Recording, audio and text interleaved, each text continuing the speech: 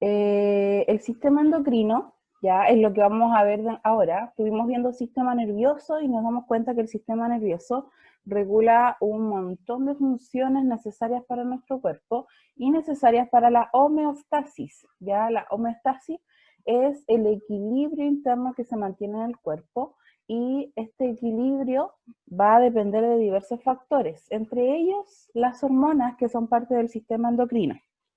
El sistema endocrino tiene distintas funciones, ¿ya? Entre estas funciones van a destacar actividades de órganos completos como el páncreas, el hígado, la tiroides, controlar los niveles de energía del cuerpo, la reproducción, características sexuales, todo lo que es el crecimiento, control de los niveles de azúcar y sal en la sangre, la homeostasis que habíamos dicho, y también va a condicionar todo aquello que ocurre en el ambiente y que puede afectarnos, como la temperatura, el estrés, etc.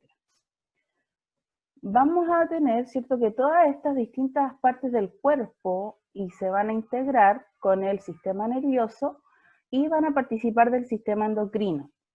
El sistema endocrino tiene glándulas que van a secretar distintas hormonas que van a ir regulando las distintas actividades del cuerpo. Vamos a partir con las glándulas endocrinas. Las glándulas son aquellas que secretan hormonas que pueden actuar dentro del mismo órgano o en otro lugar más distante. Tenemos la glándula pineal, el hipotálamo, la hipófisis, la tiroides, paratiroides, timo, la corteza suprarrenal, las glándulas suprarrenales, el páncreas y ovarios y testículos. Todas esas son glándulas endocrinas. ¿Ya? Una glándula es un órgano y su función es sintetizar las hormonas para liberarlos generalmente al torrente sanguíneo. ¿Ya? Dentro de estas son las glándulas que ya nombramos. Existen dos tipos de clasificaciones para las glándulas. Ya la glándula de secreción interna o endocrina, que son aquellas que liberan las hormonas directamente a los capilares sanguíneos para que realicen su acción. ¿Ya? Esas son las glándulas endocrinas. Por otro lado tenemos las glándulas exocrinas, que son un conjunto de glándulas que conducen las hormonas a través de un conducto que luego las lleva a otro lugar. ¿Ya? Esas son las glándulas exocrinas. Este tipo de glándulas, ¿cierto?, va a depender de la función que tenga y dónde actúe. Vamos a conocer un poquito más sobre las hormonas. ¿Ya? Las hormonas son sustancias químicas, ya son sustancias químicas específicas y que son transportadas a la circulación de la sangre y va a aportar condiciones. Se silencian los micrófonos, por favor. Las características generales de las hormonas es que se producen siempre en pequeñas cantidades, se liberan al espacio que está entre las células y viajan por la sangre, ¿ya? También afectan los tejidos que pueden encontrarse lejos de donde se produce la hormona, ¿ya? Y lo otro importante es que el efecto depende de la concentración. Si queremos un mayor efecto, la hormona se va a liberar en mayor cantidad. ¿Cómo funciona esto de la acción hormonal? La acción puede ser generalizada o localizada, y en este caso, por ejemplo, la generalizada actúa sobre todos los órganos de modo distinto, ya dependiendo de la naturaleza del receptor hormonal. Y en la forma localizada, ya, aunque se libera en todo el torrente sanguíneo, solo va a tener efectos en un solo órgano, ¿ya? Entonces la acción hormonal puede ser generalizada o localizada. ¿Cuáles son los principales efectos hormonales? Tenemos distintas acciones o cosas que van a hacer las hormonas. Primero, tenemos hormonas estimulantes que promueven la actividad de un tejido. Vamos a tener hormonas inhibitorias que van a disminuir la actividad sobre un tejido. hormonas antagonistas que tienen efectos opuestos entre sí. También tenemos hormonas singeristas que tienen un efecto más potente cuando se encuentran por separadas. Y también tenemos hormonas trópicas. Esta es una hormona que altera el metabolismo de otro tejido endocrino. ¿Ya? A la altura de una clase, ya, que si no después no se vuelve a repetir.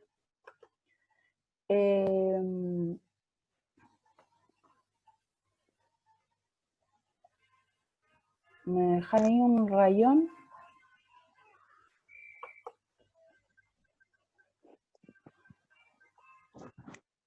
Vuelvo a repetir, chiquillos, si no se comportan y no me dejan hacer la clase como corresponde, no hay más. Ya este tipo de problema no pasa con tercero medio, no pasa con cuarto. ¿Ya? En de rayar, pues. ¿Ya? Así que déjense de rayar, se silencian y seguimos.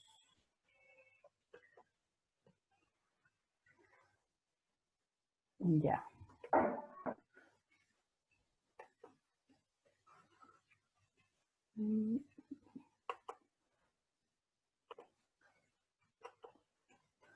Ya, déjense de hacer acciones porque me desconcentran y se me pega el computador. Ya, seguimos con los tipos de hormonas. Chiquillos, está harta materia, así que pongan atención porque después les va a tocar hacer un mapa conceptual de todo. ¿Ya? Seguimos con los tipos de hormonas. Y los tipos de hormonas, tenemos dos tipos. Uno de tipo esteroidal y otro proteico. ¿Ya? Esto depende de la composición química que tiene. Cuando son esteroideas son de origen lipídico, ¿cierto? A partir de las grasas, y van a difundir fácilmente dentro de una célula a la cual donde van a actuar, que es la célula diana, ¿ya? Se une a un receptor, ¿cierto? Y después va a viajar al núcleo. Ahora, las hormonas no esteroideas o proteicas tienen origen proteico, ¿cierto? De proteína. Se adhieren al receptor en la membrana y la parte externa de la célula. Dijimos que habían dos tipos de hormonas, una de origen lipídico, ¿cierto? Son hormonas como derivadas de los ácidos grasos y otras que son proteicas. ¿Por qué es importante saber la composición química de las hormonas? Porque de acuerdo a eso vamos a saber cómo actúan, ¿ya? ¿Y cuáles son los mecanismos de acción hormonal? Primero sabemos, ¿cierto? Recapitulando todo, el sistema endocrino está formado por glándulas. Estas glándulas producen hormonas que van a vertir a la sangre y estas glándulas se van relacionando entre sí en todo el organismo, ¿ya? Y van a producir un determinado efecto en un lugar que vamos a llamar órgano diana u órgano blanco, porque es el lugar donde van a actuar las hormonas, ¿ya? ¿Cuáles son los mecanismos bioquímicos de acción? En comparación con el sistema nervioso trabajaba con las neuronas, ¿cierto? Que iban conectando y llevando la información mediante impulsos nerviosos. Ahora tenemos otro mecanismo de información que son las hormonas y que van a viajar mediante la sangre, ¿ya? Y van a viajar hacia los distintos lugares donde tienen que actuar. Las hormonas saben dónde tienen que actuar, ¿ya? Viajan en la sangre y llegan y provocan su acción. Ahora, ¿cuáles son los mecanismos que se llevan a cabo para esto? La hormona no llega y entra a todas las células, ¿ya? Tiene un mecanismo de acción y eso va a depender de lo que yo les decía, del origen proteico o del origen esteroidal. En este caso vamos a hablar de las hormonas esteroidales, ¿ya? Y lo que hace esta hormona la vamos a simbolizar como este triángulo, entra directamente a la célula, no tiene ni una señal aquí, llega y entra, como Pedro por su casa, y dentro de la célula hay un receptor. Ese receptor se une con la ¿Le voy a hormona, preguntar algo? ¿sí? ¿Cómo la hormona sabe dónde entrar? Ya, la hormona sabe dónde entrar porque el material genético de cada célula tiene escritas todas las instrucciones. Por el ADN. Por el ADN, exacto. Entonces, ellas No. saben lo que tienen que hacer, así como Gracias. las de nuestro cuerpo, ¿ya? ¿Y la encuentran a sí mismos? Sí, existen canales y reconocimientos químicos, por lo cual saben dónde llegar. En este caso, acá yo les hago el dibujito de como el triángulo que cae justo aquí, pero en realidad lo que hay son reacciones químicas. Entonces, como Ah, ya. conectan y reaccionan, se unen, ¿ya? Esto es una forma simbólica, porque si lo pusiéramos con reacciones nos volvemos locos, ¿ya?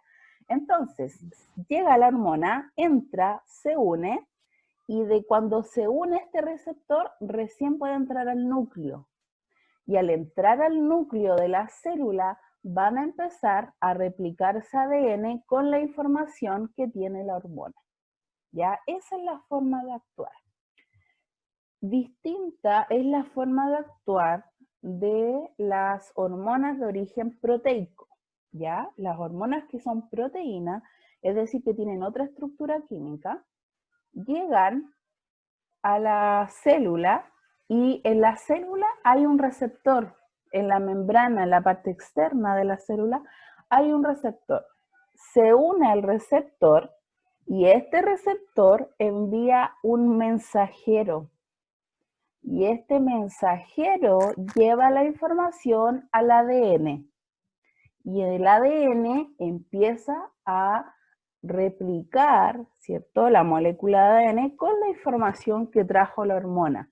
Pero la hormona nunca entró a la célula. Ya lo que hizo la hormona es adherirse a un receptor que la estaba esperando, que es específico para esa hormona, y a partir de ese receptor se genera un nuevo mensajero que en este caso se llama AMP cíclico. ¿Ya? Este AMP, que es un mensajero, lleva la información que trae la hormona y la lleva al ADN y se empieza a replicar la información. ¿Ya? De esa forma actúa. Ahora, ¿qué propiedades tiene la acción hormonal? Las hormonas pueden exhibir o inhibir distintas funciones celulares, ¿ya? Pero no inician las reacciones, ¿ya? Lo que hacen es potenciar o inhibir reacciones que ya están funcionando y que las células están haciendo. Ahora, la sensibilidad de una célula a la hormona va a ser determinada por los receptores. Ya hay receptores que le van a decir a la célula dónde actuar, cómo actuar y en qué cantidades. Y si hay más receptores para la hormona, mayor va a ser la acción que ellas tienen. ¿Ya? El efecto de la hormona es más generalizado según mayor lugares tenga donde actuar. Es decir, si tiene más lugares donde actuar, el efecto va a ser más generalizado en el cuerpo. ¿Ya? Ahora, ¿cómo se controla la acción hormonal? Existen glándulas que controlan la acción hormonal y que a su vez pueden ir controlando otras glándulas, ¿ya? No lo vamos a ver tan en detalle, pero sí les voy a contar que existe algo que se llama retroalimentación o también se le llama feedback, ¿ya? ¿En qué consiste esto? Atención acá que esto ya es lo último. El hipotálamo es como una glándula maestra, ya se encuentra en el cerebro y este hipotálamo le va a decir a otra glándula que es la hipófisis, ya, le va a decir a la hipófisis que le diga a la glándula que actúe sobre un órgano específico. Entonces existen glándulas como el hipotálamo o la hipófisis que son glándulas maestras y le envían la información de lo que tienen que hacer las otras glándulas, ¿ya? Entonces, cuando el hipotálamo manda señales a la hipófisis, a estas sustancias que llegan a la hipófisis, les vamos a llamar factores lideradores. Cuando la hipófisis libera distintas hormonas que le dan información a otras glándulas como órganos, le vamos a llamar hormonas tróficas. Y cuando la glándula libera las hormonas, ¿cierto? Va recién a actuar en un órgano para hacer un efecto. Ahora, donde se lleva a cabo el efecto, le va a enviar a su vez una señal al hipotálamo. Y si la hormona está en gran cantidad, le va a decir al hipotálamo, ya, ahí nomás hipotálamo, estamos listos con la hormona, hay harta hormona, estamos actuando bien, no secretes más. Estamos ready. Estamos ready.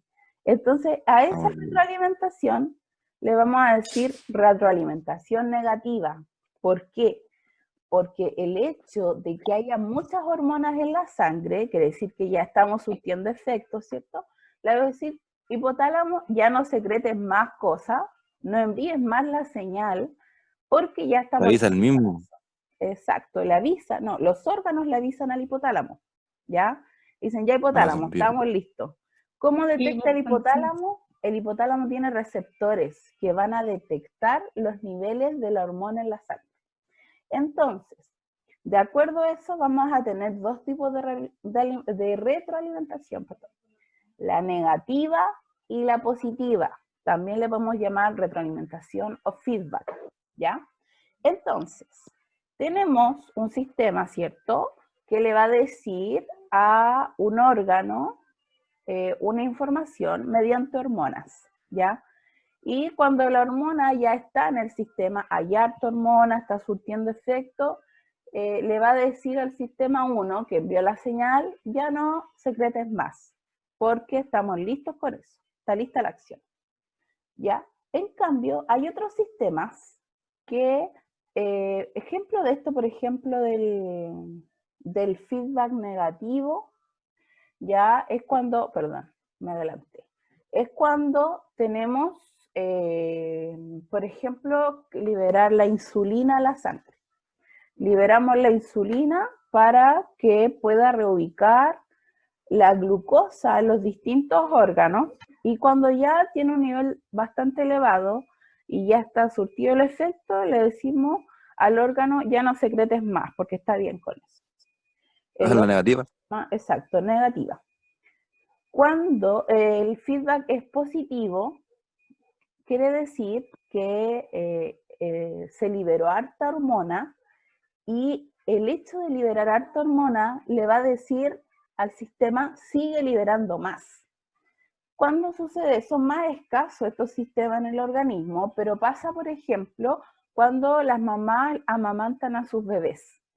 A medida que el bebé más succiona, más leche va a salir, porque hay una hormona que se llama oxitocina que va a hacer que salga más leche. Y a su vez, la prolactina, que es la hormona que produce la leche, va a producir más leche. ¿Ya? Entonces, La positiva. exacto. No. Mientras la mamá más amamanta al bebé, más leche va a tener o le va a salir. En cambio, si la mamá empieza a dejar de darle leche a la guagua, de a poquito la empieza a cortar, empieza a dejar de producir leche, ¿ya? Entonces, si aumenta la estimulación, aumenta la cantidad de hormonas, ¿ya? Ese es el feedback positivo, ¿ya?